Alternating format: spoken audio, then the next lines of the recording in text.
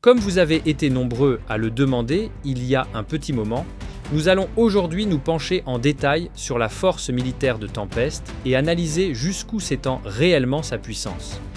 Je sais que j'aurais dû faire cette vidéo il y a un bon moment, alors pardonnez-moi pour le retard. Bien entendu, cette analyse s'appuiera sur des événements marquants de l'histoire, donc soyez prévenus. Si vous appréciez ce type de contenu, n'hésitez pas à liker la vidéo et à vous abonner pour ne rien manquer des prochaines analyses sur Tensura. Les débuts de la force militaire de Tempest. Avant que la fédération de Jura Tempest ne devienne la nation puissante qu'elle est aujourd'hui, elle n'était qu'un simple village gobelin avec pour seule force militaire ses gobelins à peine armés. Cependant, tout changea après la confrontation avec la tribu des Crocs. Après leur soumission à Limul, le village se renforça considérablement et put former l'une de ses premières unités militaires, les Goblin Riders ou les Cavaliers Gobelins, une unité de cavalerie montée composée de gobelins chevauchant des loups. Peu après, Tempest accueillit un renfort de taille, les Ogres. Une fois sous la protection de Limul, ces guerriers d'élite évoluèrent en Kijin, des êtres bien plus puissants aux capacités martiales et magiques décuplées. Grâce à cette amélioration, ils purent affronter l'armée de 200 000 orques menée par le seigneur orc sans être écrasés par la supériorité numérique de l'ennemi. Cependant, la véritable montée en puissance de Tempest survint après la défaite du seigneur orc. À ce moment-là, de nombreux guerriers qui avaient pris part à la bataille, orques, hommes lézards et gobelins, rejoignirent Tempest, augmentant considérablement la force de frappe de la nation. C'est alors que Limul fonda officiellement la fédération de Jura Tempest et mit en place une organisation militaire structurée. Une armée organisée sous le commandement de Benimaru. Dès la création de Tempest, Limul nomma Benimaru au poste de ministre de la Défense et commandant en chef de l'armée. Ce rôle lui conférait la responsabilité de diriger les forces militaires et d'assurer la défense du territoire en cas de guerre. Cependant, Benimaru n'agissait pas seul. Il pouvait compter sur le soutien de Hakuro, l'un des plus grands maîtres d'armes de Tempest, qui jouait le rôle de conseiller militaire et de formateur des troupes. Sur le plan hiérarchique, Limul demeure le chef suprême de l'armée, ayant le dernier mot sur toutes les décisions stratégiques. Benimaru, en tant que commandant en chef, dispose d'une autorité presque absolue en période de guerre, bien que Limul puisse toujours annuler ses ordres si nécessaire. L'armée de Tempest est divisée en plusieurs corps militaires, chacun dirigé par un commandant assisté d'un superviseur qui joue un rôle de conseiller ou de soutien stratégique. La structure générale de chaque corps repose sur deux divisions principales, bien que certaines unités spécifiques puissent fonctionner différemment. Le premier corps, la force de frappe initiale. Le premier corps de Tempest est composé de deux divisions majeures, les Goblin Riders, les Green Numbers ou le Bataillon Vert. À la tête de ce corps se trouve Gobuta, un gobelin qui, malgré son apparence insouciante et son comportement excentrique, s'est révélé être un guerrier redoutable au fil des combats. Sous son commandement, les Goblin Riders jouent un rôle clé, leur vitesse et leur coordination en combat en faisant une unité particulièrement efficace pour les attaques éclairs et les missions de reconnaissance. Mais ce n'est que le début de notre exploration des forces militaires de Tempest. Dans la prochaine partie, nous plongerons plus en détail dans les Green Numbers et les autres corps militaires qui composent cette puissante armée. Pour assurer la coordination et la supervision du premier corps, Limul nomma Hakuro comme superviseur militaire. Cependant, pendant une courte période, cette fonction fut également assumée par la primordiale blanche Testarossa, les Goblin Riders, la cavalerie de Tempest. Les Goblin Riders furent la première unité militaire officielle de Tempest. À l'origine, elle était dirigée par Riguru, mais après un certain temps, Gobuta fut désigné comme commandant de cette unité d'élite. Leur effectif initial était d'environ 100 membres, spécialisés dans le combat terrestre rapide, les attaques de flanc et les tactiques de hit and run ou frapper et fuir. Avant l'éveil de Limul en véritable roi démon, leur niveau de menace se situait entre C+ et B, ce qui les plaçait comme une unité compétente, mais loin d'être redoutable face à des ennemis puissants. Cependant, après la transformation de Limul, ils acquirent une compétence unique supplémentaire, appelée unification. Cette capacité leur permettait de fusionner avec leur Tempest Wolf, atteignant ainsi un tout autre niveau de puissance. Grâce à cette transformation, leur niveau de menace individuelle passa à A-, Et lorsqu'ils combattaient sous leur forme unifiée, ils étaient considérés comme une véritable force de rang A, capable de rivaliser avec des adversaires bien plus redoutables. Les Green Number, l'infanterie d'élite de Benimaru. Les Green Number constituaient une division d'infanterie directement rattachée à Benimaru. À l'origine, elle était composée de 4000 hobgoblins, tous spécialisés dans le combat au sol. Leur niveau de menace était estimé à rang B, ce qui en faisait une troupe bien plus puissante que la moyenne des soldats de Tempest.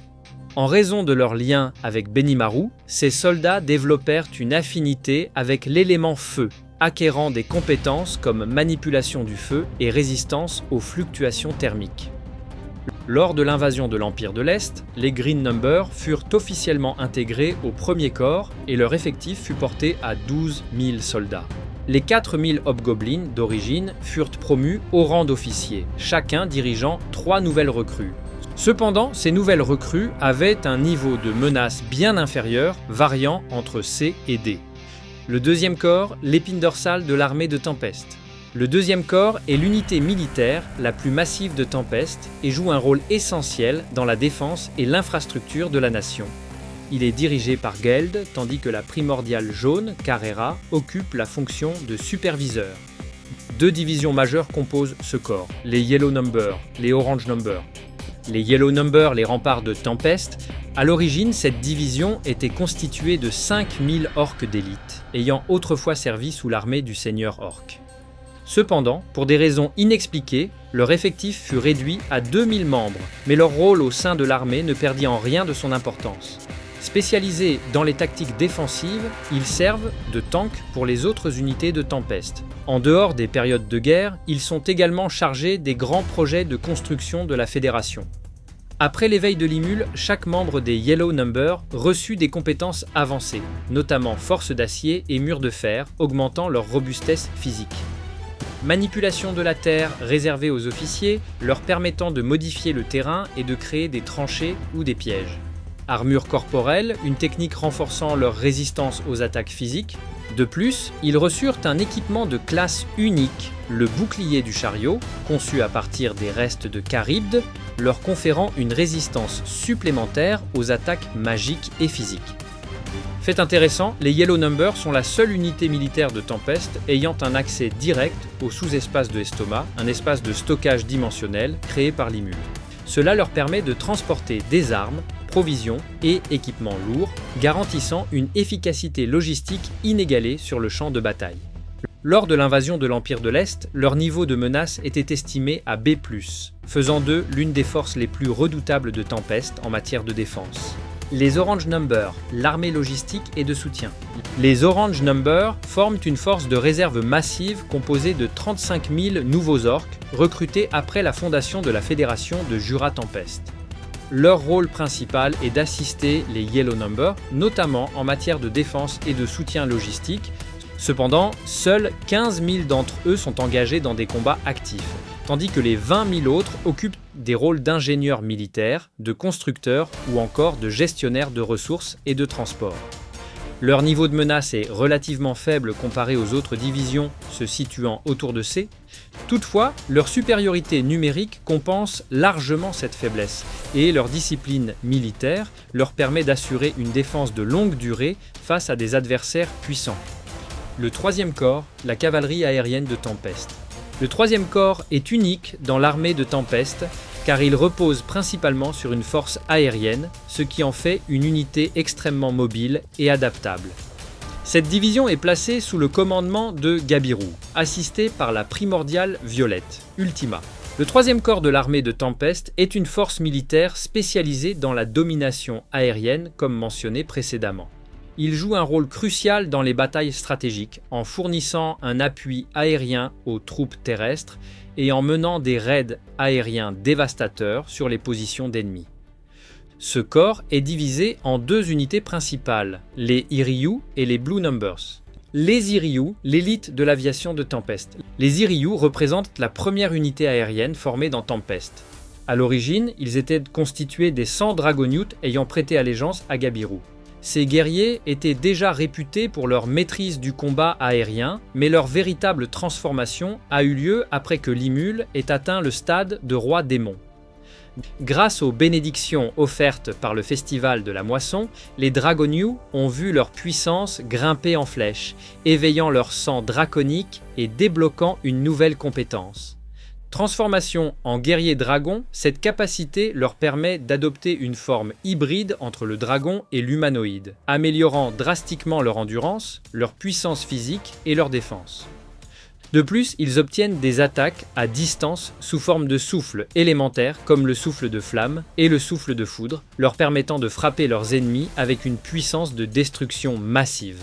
En termes de niveau de menace, en forme normale, chaque membre des Iryu est classé A-, mais une fois transformés en mode dragon, leur puissance atteint un rang A complet, les plaçant parmi les unités les plus redoutables de Tempest.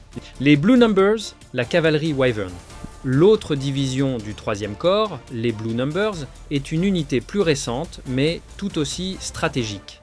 Cette division est composée de 3000 guerriers issus des tribus hommes lézards qui ont rejoint Tempest avec l'ambition de devenir les subordonnés de Gabiru. Leur niveau de menace individuelle est relativement modeste, oscillant autour du rang C+, ce qui les place en tant que simples fantassins en combat conventionnel. Cependant, la véritable force des Blue Numbers réside dans leur capacité à combattre tout en chevauchant des Wyverns. Ces Wyverns ont été initialement capturés et domestiqués par Milim avant d'être confiés aux Blue Numbers pour leur élevage et leur dressage. Chaque Wyvern possède un niveau de menace de rang B+, ce qui signifie que lorsque les hommes lézards les chevauchent et adoptent des formations de combat aérien, ils deviennent bien plus dangereux, formant ainsi une redoutable unité de cavalerie aérienne. Le 4e corps, l'unité offensive de Benimaru. Le 4e corps a été créé spécifiquement lors de l'invasion de l'Empire de l'Est. Ce corps est placé sous le commandement direct de Benimaru, qui, en plus d'être ministre de la Défense et commandant en chef, dirige lui-même cette unité d'élite lors des combats majeurs. Ce corps se compose de 2 divisions principales, les Kurenai et les Red Numbers. Les Kurenai, la garde personnelle de Benimaru. Aussi connus sous le nom de Flammes Cramoisies, les Kurenai forment une unité d'élite spécialisée dans le combat terrestre offensif. Cette division est composée de 300 gobelins de la Horde, des guerriers qui vénéraient Benimaru et ont choisi de devenir ses subordonnés. Les Kurenai sont les gardes personnels de Benimaru, chargés de protéger le commandant tout en exécutant des assauts stratégiques. Leur capitaine est Gobua, une guerrière talentueuse qui dirige ses troupes avec discipline. Lors des périodes de paix, les Kurenai ne sont pas inactifs. Ils travaillent au sein du ministère de la Défense, agissant comme état-major général et conseillant Benimaru sur les stratégies militaires. Après l'éveil de Limul, en roi démon, les Kurenai ont bénéficié d'une évolution massive. Ils ont transcendé leurs conditions de gobelins pour devenir des ogres. Cette métamorphose leur a offert une puissance digne des plus grandes unités de Tempest, avec un niveau de menace de rang A en moyenne. Certains membres d'élite atteignent même le rang A+, les plaçant sur un pied d'égalité avec les plus puissants combattants du royaume. Les Red Number, l'ancienne unité des soldats marginaux, l'autre division du 4e corps est les Red Number, une unité de grande envergure comptant environ 30 000 soldats. Initialement connue sous le nom de Corps des soldats marginaux, cette division était majoritairement composée d'anciens guerriers de Clayman capturés après la défaite de leur maître. À l'origine, ces soldats travaillaient sous les ordres de Gerudo, mais Benimaru a pris l'initiative de sélectionner personnellement les combattants les plus compétents pour intégrer son armée. Pour compléter leurs effectifs, la division a également accueilli des volontaires issus des tribus du Grand Jura. La majorité des Red Number possèdent un niveau de menace de rang B, ce qui les place au-dessus des unités conventionnelles de l'armée de Tempest. Cependant, une élite au sein de cette division atteint le rang A, ce qui en fait une force redoutable sur le champ de bataille. Le corps des volontaires, les défenseurs humains de Tempest. Enfin, en dehors des corps militaires classiques, une unité spéciale a vu le jour lors de l'invasion de l'Empire de l'Est, le corps des volontaires, dirigé par Masayuki Honjo, le héros éclair. Contrairement aux autres divisions de Tempest, ce corps est entièrement composé d'humains, notamment des aventuriers et mercenaires originaires de Tempest et des royaumes voisins. Leur objectif principal est de défendre Tempest en tant qu'alliés, bien qu'ils ne soient pas des soldats à proprement parler. Ce corps compte un effectif impressionnant de 20 000 membres, regroupant des combattants aux profils variés, allant de simples aventuriers de barons à de véritables vétérans du combat. Même si leur puissance individuelle varie, l'effet de Masayuki en tant que leader est un atout majeur. Son aura charismatique et son titre de héros renforcent le moral des troupes et certains soldats deviennent même plus forts en sa présence grâce à son influence passive. Avec ses différentes unités, la fédération de Jura Tempest s'est imposée comme l'une des puissances militaires les plus redoutables du monde. Entre l'élite des Kurenai, la cavalerie aérienne des Iryu, les forces disciplinées des Yellow et Green Numbers et les unités spécialisées comme le corps des volontaires, Tempest possède une armée à la fois équilibrée et extrêmement versatile. Mais ce n'est pas tout. D'autres forces encore plus puissantes se cachent au sein de cette nation et nous allons les découvrir dans la suite de cette analyse. Les forces spéciales et unités d'élite de Tempest. En plus des corps militaires classiques, Tempest possède plusieurs unités spéciales, chacune ayant un rôle bien précis dans la défense du territoire, le maintien de l'ordre ou l'espionnage. Ces forces ne relèvent pas toutes directement de l'autorité de Benimaru, mais elles sont essentielles à la stabilité et à la puissance militaire de la nation. Le corps des volontaires, une force de maintien de l'ordre. Bien que le corps des volontaires soit principalement une force défensive, il joue également un rôle crucial dans le maintien de l'ordre public et la gestion des évacuations en temps de crise. C'est pour cette raison que Masayuki Honjo, grâce à sa compétence unique, était le candidat idéal pour en prendre la tête. Sa simple présence inspire le respect et l'admiration des habitants, faisant de lui un leader charismatique et une figure de confiance au sein de Tempest. Lorsque des menaces externes émergent ou que des évacuations sont nécessaires, c'est cette unité qui prend en charge la coordination et la protection des civils. Dark Shadow, l'unité d'espionnage et d'infiltration, une des forces les plus discrètes mais les plus dangereuses de Tempest, est sans aucun doute Dark Shadow, l'unité de renseignement et d'espionnage dirigée par Soe. Spécialisée dans les missions de renseignement, d'infiltration et d'assassinat, cette unité agit dans l'ombre et joue un rôle vital dans la protection de Tempest contre les menaces extérieures. L'unité est composée de 100 agents d'élite, avec Sokka comme chef de terrain et ses 4 subordonnés Dragonute, servant d'officiers supérieurs. Contrairement aux autres unités de Tempest, le recrutement des membres de Dark Shadow ne suit pas un processus conventionnel. La majorité des agents ont été recrutés via des négociations secrètes avec d'autres nations, récupérant ainsi des criminels condamnés ou des prisonniers politiques possédant des compétences utiles. Grâce à cet enrôlement particulier, leur capacité de combat varie fortement. Mais Limul lui-même a confirmé que chaque membre possède un niveau de menace d'au moins rang A. Cependant, certains d'entre eux se situent à un niveau encore plus élevé avec plusieurs individus classés rang A spécial et quelques rares soldats atteignant même le rang S. Cette unité est donc l'une des plus imprévisibles et polyvalentes, capable de s'adapter à des missions d'élimination, d'espionnage ou de sabotage en fonction des besoins de Tempest. Les forces sous le commandement direct de Shion. Bien que la majorité des forces de Tempest soient sous l'autorité de Benimaru, certaines unités échappent à son commandement et sont placées sous la supervision d'autres figures importantes. Parmi elles, l'escouade personnelle de Shion, qui comprend 2 divisions distinctes, les Yomigaeri, ou les ressuscités en français, la garde royale de Shion. Les Yomigaeri sont la garde rapprochée de Shion, mais leur véritable mission est de protéger Limul à tout prix. Ce groupe fut créé après l'attaque du royaume de Farmus, lorsque les gobelins de la Horde Mort durant l'invasion ont été ressuscités.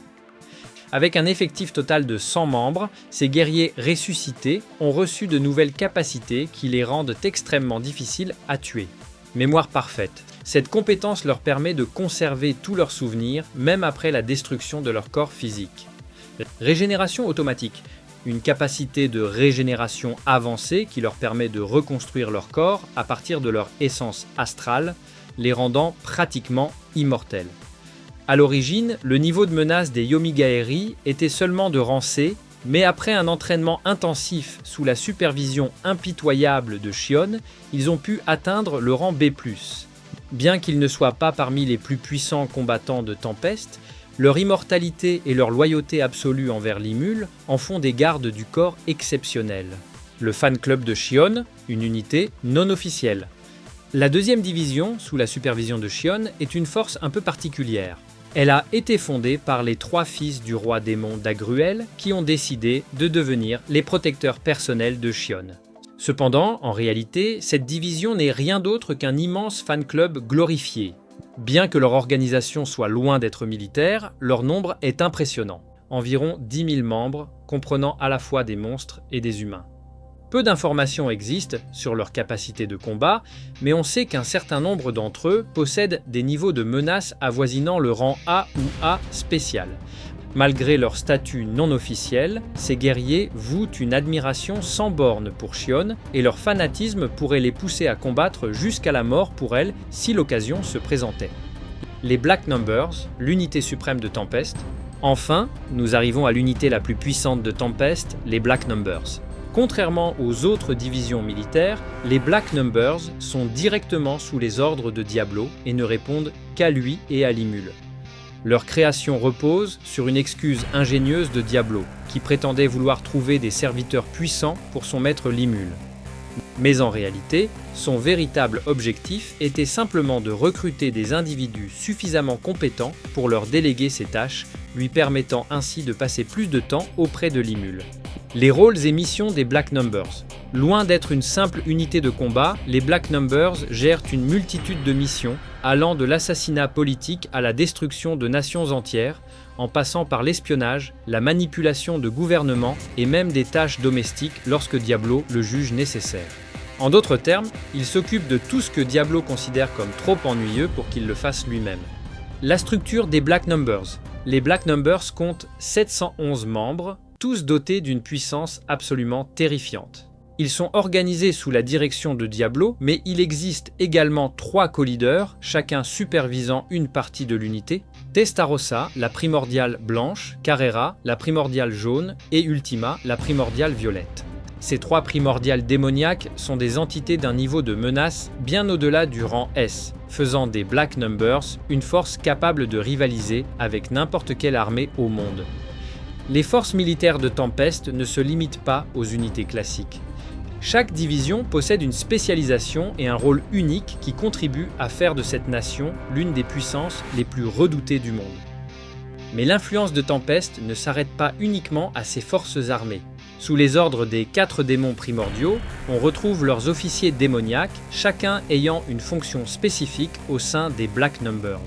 Ces officiers, bien que subordonnés à leurs maîtres respectifs, sont eux-mêmes d'une puissance colossale et dirigent directement leurs propres troupes de démons supérieurs. Venom, fidèle bras droit de Diablo, agit comme son émissaire personnel et gère les missions qu'il juge indignes de son attention. Moss et Sien, subordonnés de Testarossa, se spécialisent respectivement dans l'espionnage et l'assassinat ainsi que dans les opérations militaires à grande échelle. Veyron et Zonda, sous le commandement de Ultima, excellents dans les opérations de destruction massive et sont capables de raser des forteresses entières. Agera et Esprit, les serviteurs de Carrera, manient des techniques de torture et de combat vicieuses, parfaites pour des interrogatoires musclés ou des batailles prolongées. Sous ces 7 officiers démoniaques, chaque primordial a également recruté 100 démons supérieurs, portant les effectifs des Black Numbers à 711 combattants d'élite. Avec une menace variant entre le rang A et le rang S, ces guerriers incarnent véritablement la force militaire ultime de Tempest. Le labyrinthe de la milice, une forteresse impénétrable. En plus de son armée conventionnelle, Tempest possède une défense stratégique unique, le labyrinthe de la milice. Ce sanctuaire souterrain est un atout militaire incontournable, notamment en période de guerre. En effet, grâce à la magie de la milice, il est possible de téléporter la capitale entière dans les profondeurs du labyrinthe, la rendant pratiquement inattaquable. Mais ce n'est pas tout, car le labyrinthe lui-même agit comme une citadelle avec une structure défensive redoutable. Les étages inférieurs sont protégés par les 10 joyaux du labyrinthe, un groupe d'élite constitué des combattants les plus puissants de Tempest, 99e étage, Euro, le roi dragon infernal. 98e étage, Zéphirus, le roi dragon du givre. 97e étage, Notos, le roi dragon de la foudre. 96e étage, Boréas, le roi dragon du tremblement. 95e étage, Kumara, la maîtresse des 9 ombres. 90e étage, Apito, la reine insectoïde. 70e étage, Adalman, le roi immortel et son fidèle paladin de la mort, Albert. 60e étage, Gadra, la bête aux 3 têtes. Seigneur suprême, Zégion, le Kaiser insectoïde, superviseur du labyrinthe. En plus de ces combattants légendaires, d'autres individus extrêmement puissants résident dans le labyrinthe comme Beretta, Treini et les Dryades, Ifri, le dragon de la mort Vanti, et bien sûr Veldora Tempest, qui reste la force la plus écrasante du labyrinthe. La force de réserve de l'Ouest, un atout stratégique. Un autre élément militaire important de Tempest, bien qu'officiellement sous l'autorité du Conseil des Nations occidentales, est la force de réserve de l'Ouest, une armée de 150 000 soldats placés sous le commandement de Testarossa. En apparence, cette unité sert à maintenir l'ordre, offrir de l'aide humanitaire et réagir en cas de catastrophe. Cependant, en réalité, elle fonctionne comme une extension militaire secrète de Tempest, facilitant l'expansion de son influence à travers le Conseil de l'Ouest et assurant un accès stratégique aux ressources et alliances politiques. Les conflits majeurs de la Fédération de Jura Tempest. Après avoir présenté la puissance militaire de Tempest, il est essentiel d'examiner les principales batailles dans lesquelles elle s'est engagée. Parmi elles, 2 guerres sont particulièrement marquantes. Le conflit contre Clayman et l'invasion de l'Empire de l'Est. Il y a aussi la Grande Guerre Tenma, mais ça c'est une autre histoire, la guerre contre Clayman. Le premier affrontement majeur de Tempest fut la guerre contre Clayman, l'un des membres des 10 grands rois démons. Ce conflit marqua l'une des premières démonstrations de la pleine puissance de l'armée de Tempest. Lors de cette bataille, une force d'environ 10 000 soldats fut déployée sous la bannière de Tempest, comprenant notamment 100 Goblin Riders, experts en assaut rapide, 300 Kurenai, la garde rapprochée de Benimaru, 4000 Green Numbers, spécialistes du combat terrestre, 5000 Yellow Numbers, formant la ligne défensive principale, 100 membres de l'unité Iryu, dominant le ciel avec leur puissance aérienne. En plus des forces de Tempest, 10 000 hommes bêtes de l'Empire de Razania vinrent renforcer l'armée. De son côté, Clayman rassembla plus de 30 000 soldats, mais malgré cette supériorité numérique, son armée fut complètement écrasée par les forces combinées de Tempest et de Razania. Après une victoire écrasante sur le champ de bataille, l'armée de Limul captura le château de Clayman dans la nation marionnette de Gistav, mettant ainsi fin à son règne. L'invasion de l'Empire de l'Est. La guerre contre l'Empire de l'Est fut le plus grand conflit en termes de nombre de soldats mobilisés. Pour la première fois, Tempest déploya la quasi-totalité de son armée, soit environ 100 000 soldats, parmi lesquels les 1er, 2e, 3e et 4e corps, les forces de Soe et Shion, le corps des volontaires, les Black Number. Face à eux, l'Empire de l'Est mobilisa une armée colossale d'1 million de soldats équipés de technologies avancées et bénéficiant d'un avantage numérique écrasant. Malgré cela, la bataille se solda par une victoire écrasante de Tempest avec des pertes minimales, tandis que les forces de l'Empire furent anéanties. Le deuxième affrontement contre l'Empire de l'Est fut cependant bien différent.